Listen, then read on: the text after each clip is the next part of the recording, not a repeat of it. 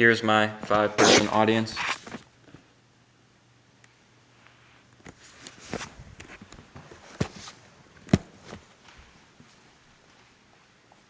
Have you or a family member ever gone to a hospital and left with an outrageous bill because your healthcare didn't cover your procedure or you didn't have healthcare? I'm currently employed at my local hospital as a phlebotomist youth apprentice. And while working, I have seen many patients deny important blood work because their insurance wouldn't pay for it. I hope that this speech allows you to understand the healthcare system in the United States and how free healthcare works in other parts of the world. Despite high cost and limited coverage in the United States healthcare system, many countries around the world feel that free healthcare is both possible and beneficial for their citizens. In the United States, there are 2 ways to get healthcare. The first way is that your employer or company provides healthcare. You share premium costs between yourself and your company. According to how much does health insurance cost in 2024, employees pay about 17% for a single plan and 29% for a family plan. This is about $1,600 for a single plan and $6,500 for a family plan.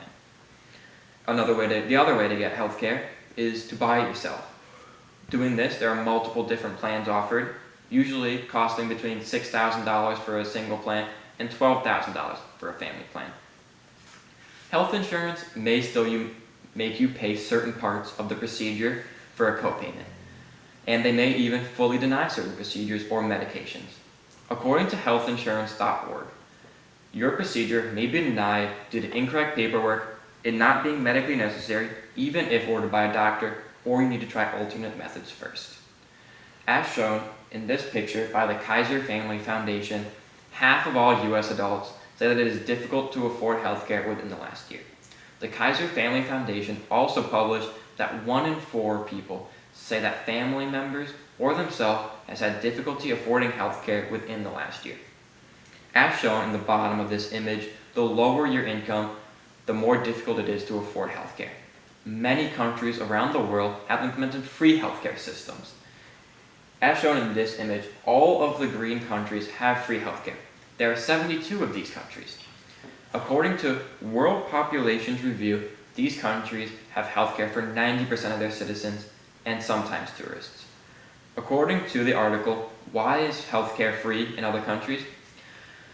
These countries believe that you have a universal right, rather than a privilege, to healthcare, and that all people should have access, no matter their financial situation. For example, England's healthcare system, the NHS, is paid by taxes about 80% and national insurance about 20%. These citizens can still purchase advanced ways of healthcare, which allows for quicker admittance into hospitals. And not all procedures are free though. Travel vaccinations and body enhancements are some of these examples because they are not considered medically necessary. According to the Commonwealth Fund, this system is not perfect, and many English citizens are unhappy with the NHS.